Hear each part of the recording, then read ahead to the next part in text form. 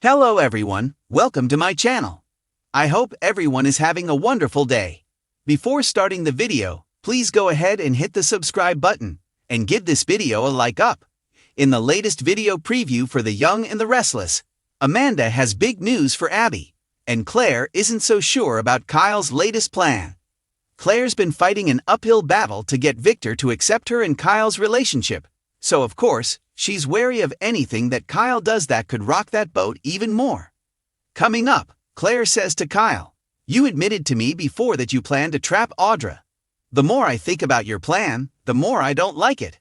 Half of Genoa City wants to know who Aristotle Dumas is and what he's after. Is he really going to help Billy screw Victor over and take back Chancellor?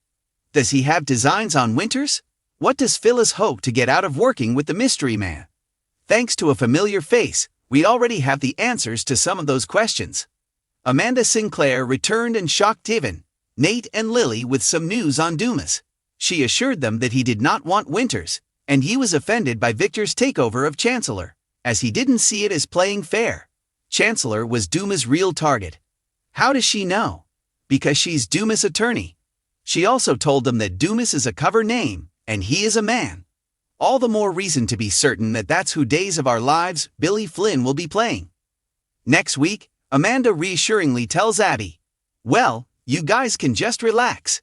Dumas, he's trying to protect Winters, ok? He's not trying to take it away." Abby asks, "What's in it for him?" Indeed, will Amanda finally spill the beans? Finally, is it that time of the year already? Nikki gushes to Victor, "This is a wonderful beginning to my birthday." Victor replies, "And you know it's only just the beginning." She asks, "There's more? Why do we get the feeling the mysterious Mr. Dumas might make his Genoa City debut at Nikki's party?" Get more intel on Young and Restless romance-themed episode. Read the Young and Restless spoilers to find out what Victoria has to make a decision about, and to whom Victor is issuing a dire warning now. The storm outside mirrored Amanda's mind, chaotic, loud, and unrelenting.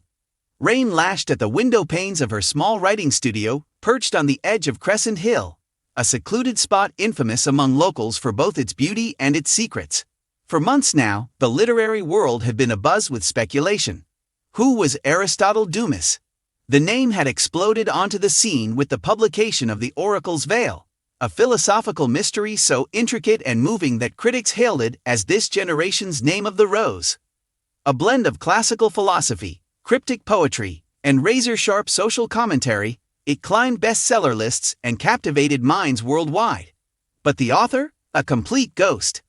The only clue was the pseudonym, Aristotle Dumas, a clever combination of the ancient Greek philosopher and Alexander Dumas, the famed French novelist.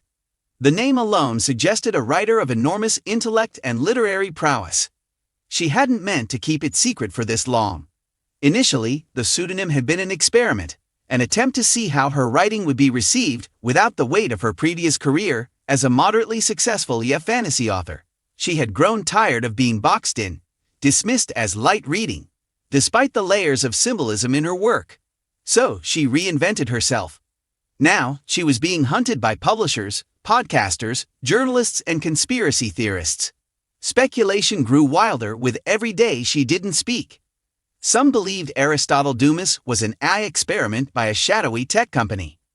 Others were convinced he was a reclusive European academic, or a literary collaboration between multiple authors. Cal Hastings was her editor, and more than that, her friend. He had taken her manuscripts for The Oracle's Veil under the pretense of working with a new anonymous client. Even though the voice behind the words was unmistakably hers, he had agreed to the secrecy at first, helping her set up fake email accounts, arranging royalties through a carefully constructed LLC, and speaking to the press with the conviction of a man protecting a nation's secrets.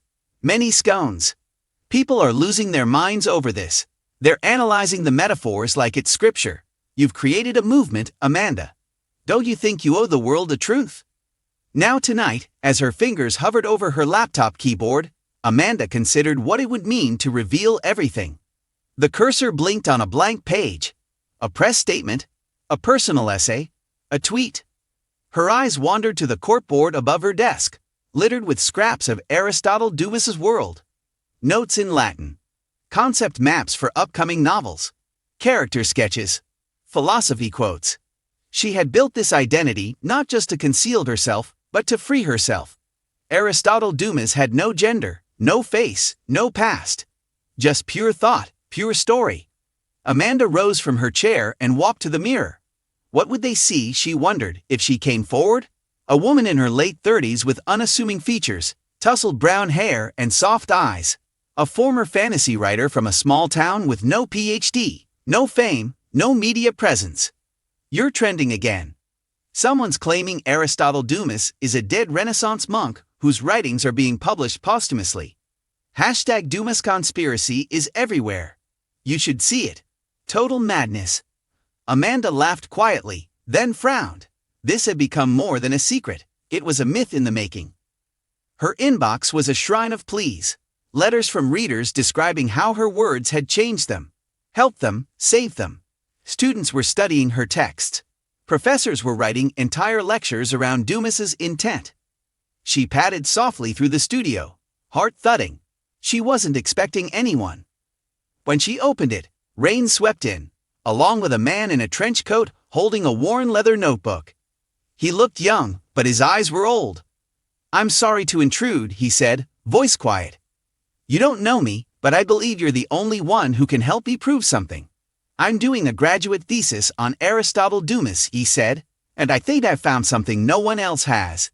He pulled open the notebook to a page filled with scrawled handwriting. "This passage, it's an echo of something from your first novel. Word for word. It's you, isn't it?" Amanda Reyes, former fantasy author, lover of tea, and reluctant recluse, was Aristotle Dumas. There were skeptics, of course. Some called it a hoax, others accused her of hijacking the brand. But those who read the oracle's veil with care knew. Her voice, her soul, was in every line. Sales skyrocketed, but Amanda stayed quiet. She didn't go on talk shows or attend book festivals. She let the truth settle like snow, soft, silent, real. In the end, she had chosen to reveal it not for fame, nor pressure, nor even honesty. She did it because she saw that stories matter. But storytellers do too. And now the world could hold both.